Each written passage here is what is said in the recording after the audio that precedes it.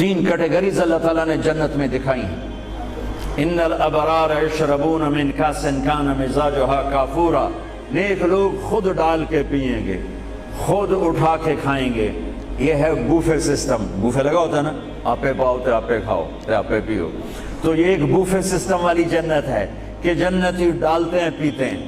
ایک اس سے اوپر وی آئی پی جنت ہے، یسقون فیہا کاسا کان مزاجها زنجبیلا، کہ وہاں وہ بوفے سسٹم نہیں ہے، وہاں سرونٹ سسٹم ہے، نوکر۔ یہاں تو آپ کے پاس نوکر ہوتے ہی نہیں نا، تو بڑے سے بڑا مالدار بھی بیچارہ آپ پہ ہی موٹر صاف کر رہا ہوں، آپ پہ ہی میٹ صاف کر رہا ہوں، آپ پہ ہی پیٹرول پا رہے ہوں۔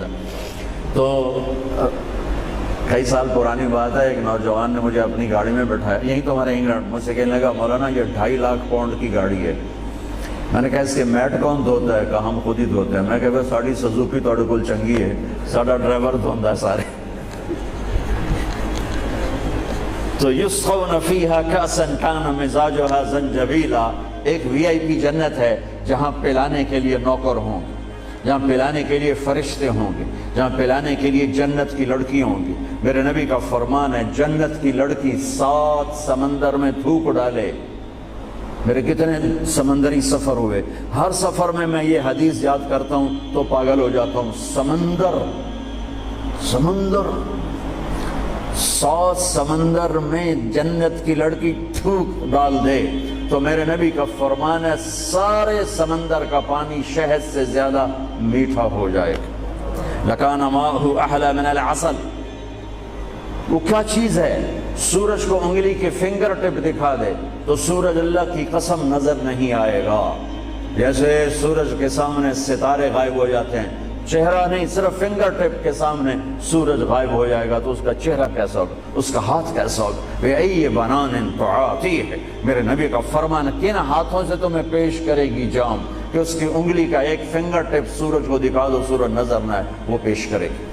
اور اس کے جسم پہ 100 جوڑے ہوتے ہیں، ایک جوڑا نہیں ہوتا، 100، اور ہر جوڑا دوسرے جوڑے میں نظر آتا ہے، اور اس کے جوڑوں کے اس کا جو فراق ہوتا ہے، اس کا جو لہنگا ہوتا ہے، وہ 3 میل کے دائرے میں گھوم رہا ہوتا ہے، 3 میل کے دائرے میں۔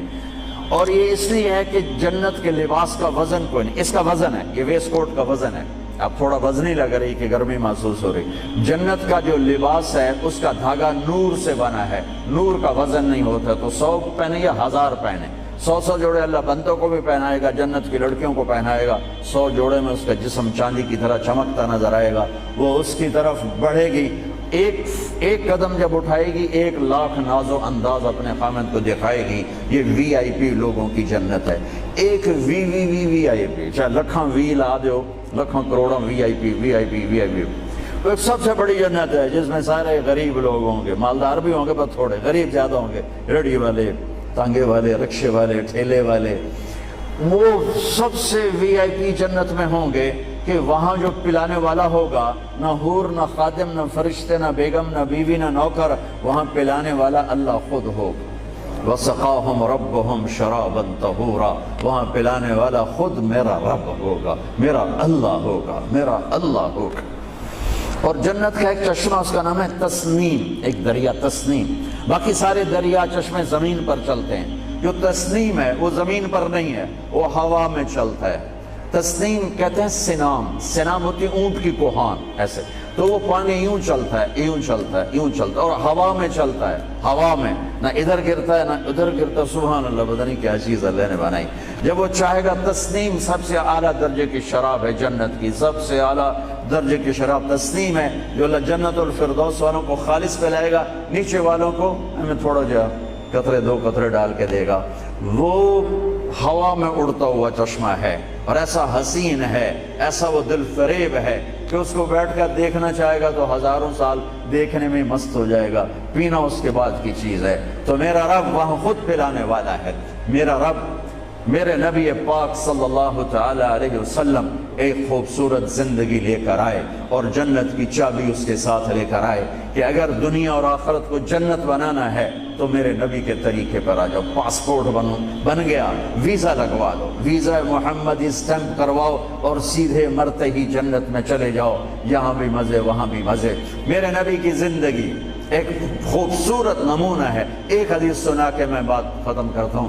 ایک حدیث آپ آج مجھ سے لے لیں, ساری زندگی خوبصورت ہو جائے گی. صرف ایک حدیث سناؤں گا, ایک, اور پوری زندگی میں رنگ بھر جائے گا, پوری زندگی میں رنگ بھر جائے گا. صرف ایک حدیث. میرے نبی نے فرمایا اربعن اذا كانت فيك لا يضرك ما فاتك من الدنيا اربعن من كن فيه ما ضره ما فاته من الدنيا. میرے نبی نے فرمایا 4 باتیں مجھ سے لے لو. چلی نہیں 4, سوکھا کام ہے. فرمایا میرے نبی نے صرف 4 گلاں میرے کو لے لو تو موجاں کرو ویمبلے وچ بھی تے جنت وچ.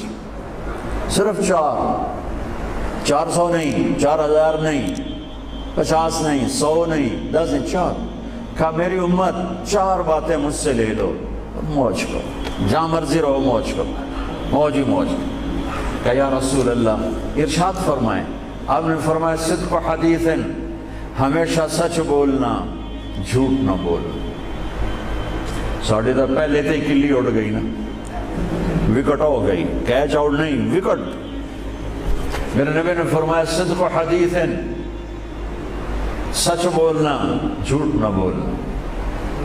حفظ و امانت, کبھی کسی کو دھوکہ نہ دینا, کبھی کسی کے ساتھ 2 نمبری نہ کرنا, ہمیشہ دیانتداری کے ساتھ چلنا, ہمیشہ دیانتداری کے ساتھ چلنا, کسی کو دھوکہ نہ دینا, کسی کے ساتھ فراڈ نہ کرنا. میرے نبی نے فرمایا ایک اور حدیث جو یہ 2 صفتوں کی وضاحت کے لیے, صدق اور امانت, سچائی اور امانت داری.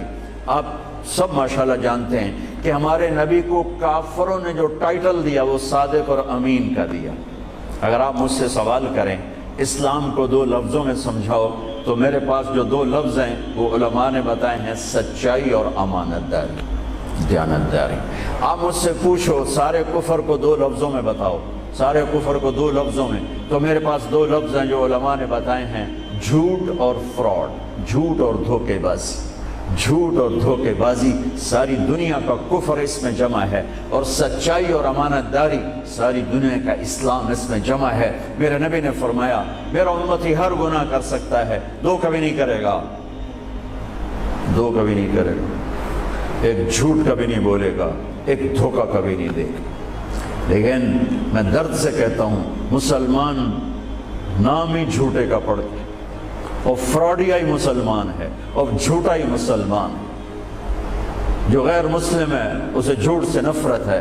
ہم کلمہ پڑھنے والے رج کے ٹکا کے جھوٹ بولتے ہیں, ٹکا کے دھوکہ دیتے ہیں. جسے موت ہے ہی نہیں, یا موت کے بعد کوئی پوچھنے والا نہیں ہے. تو میرے نبی نے فرمایا 4 باتیں بتا کے جا رہا ہوں. آپ نے فرمایا میں وہی 4 باتیں اپنے نبی کی بتا کے جا رہا ہوں. سچائی, امانت داری, جھوٹ نہیں بولنا, دھوکہ نہیں دینا. تیسری بات حسن و خلیقت, اپنے اخلاق اچھے رکھو, اپنے اخلاق اچھے رکھو. معاف کرنا بھی سیکھو, معافی مانگنا بھی سیکھو, درگزر کرنا بھی سیکھو, اور جھکنا بھی سیکھو. سخاوت سیکھو, محبت سیکھو, دلداری سیکھو, تواضع سیکھو, عاجزی سیکھو, خدمت سیکھو. لوگوں کے سامنے بچھنا جھک جانا سیکھو. اکڑنے والے ٹوٹ جاتے ہیں, بچھنے والے کامیاب ہو جاتے ہیں. جس شاخ پہ پھل ہوتا ہے وہ نیچے جھک جاتی, جو شاخ خالی ہوتی ہے وہ اوپر کھڑی ہوتی. تو تیسری بات فرمائی اخلاق ٹھیک کرو. سارے اخلاق کا ایک جملہ بتا دیتا ہوں, سارے اخلاق کا ایک جملہ بتا دیتا ہوں. میرے نبی کا فرمان احسن الی من اساء الیک, جو تمہارے ساتھ برا سلوک کرے تم اس کے ساتھ اچھا کرو. ایک جملہ. برے کے ساتھ برا بننا یہ کون سی بڑی بات ہے؟ جو تمہیں پوچھتا نہیں اس سے پوچھو, جو تمہیں دیتا نہیں اس سے دو, جو تمہیں دعا دیتا ہے اس سے دعا دو, جو تمہاری غیبت کرتا ہے تم اس کو دعا دو, جو تمہاری برائی کرے تم اس کی تعریف کرو. پھر دیکھو اللہ کا غیبی نظام کیسے آپ کو ہوا میں اٹھاتا ہے, اڑاتا. تو تیسری بات میرے نبی نے فرمائی اخلاق اچھے کر لو. چوتھی بات میرے نبی نے فرمائی, چوتھی بات آخری بات عفت فی طعمت, عفت فی طعمت, جہاں مرضی رہو رزق حلال کماؤ, حلال روٹی کماؤ, حرام نہ کماؤ, حلال کماؤ, حرام نہ کماؤ. کہ رزق حلال ایسی دولت ہے میرے نبی کی مجلس میں ایک صحابی بیٹھے تھے، سعد بن معاذ۔ آپ کی نظر ان کے ہاتھوں پر پڑی تو وہ بڑے سخت، جیسے مزدوروں کے ہاتھ ہوتے ہیں، لوہے کی طرح۔ تو آپ نے ان سے پوچھا، سعد یہ تیرے ہاتھوں کو کیا ہوا ہے؟ کہ یا رسول اللہ میں بچوں کے لیے روٹی کماتا ہوں اور اس کے لیے دہاڑی کرتا ہوں، مزدوری کرتا ہوں، تو اس سے میرے ہاتھ سخت ہو گئے ہیں، تو آپ مجھے دیکھو۔ آپ نے ان کا ہاتھ پکڑا اور ایسے بوسہ لیا سب کے سامنے اور فرمایا بچوں کو حلال کھلاتے ہوئے، حلال حلال، شراب بیچ کے نہیں، جوا چلا کے نہیں، بچوں کو حلال کھلاتے ہوئے جو ہاتھ ایسے ہو جاتا ہے اس پر دوزخ کی آگ حرام ہو جاتی ہے۔ ایک حدیث بھائیو لے لو، میں لے لوں، میں بولنے والا بھی محتاج ہوں، آپ لے لیں، آپ سننے والے بھی محتاج ہیں، اللہ کی قسم دنیا بھی ہماری بن جائے گی، آخرت بھی بن جائے گی۔ تبلیغ کا کام ان خوبصورت صفات کو سیکھنے کی محنت ہے۔ آپ سب سے گزارش کرتا ہوں کہ اور زیادہ نہیں تو مہینے میں 3 دن ضرور آپ جایا کریں تبلیغ کے ساتھ، انشاءاللہ اس سے آپ کو بہت فائدہ ہوگا، بہت خوبصورت زندگی نصیب ہوگی۔ اور آخری بات یہ کہتا ہوں، اگر آپ کسی سے لڑے ہوئے ہیں تو اٹھ کے صلح کر لیجیے۔ اچھے 4 باتوں میں ایک بات ہے اچھے اخلاق، اور اچھے اخلاق والا کسی سے لڑ کے بیٹھ نہیں جاتا، اس سے راضی ہو جاتا ہے، اس کو راضی کر لیتا ہے۔ اگر آپ جہاں انسان رہتے ہیں وہاں جھگڑے بھی ہوتے ہیں، کسی سے آپ ناراض ہیں تو معافی مانگ لینا، معاف کر دینا، تو اللہ آپ کے پچھلے سارے گناہ معاف کر دے۔ اور میاں بیوی آپس میں لڑے ہوئے ہوں اور وہ آپس میں صلح کر لیں تو یہ صلح اللہ کو اتنی پسند ہے کہ اللہ دونوں میاں بیوی کے پچھلی زندگی کے سارے گناہ معاف کر دیتے۔ تو بھائیو محبت سے رہو، پیار سے رہو، اپنے نبی کی زندگی کو سیکھتے سیکھتے چلو، انشاءاللہ دنیا بھی ہماری ہے، آخرت بھی ہماری ہے۔ السلام علیکم۔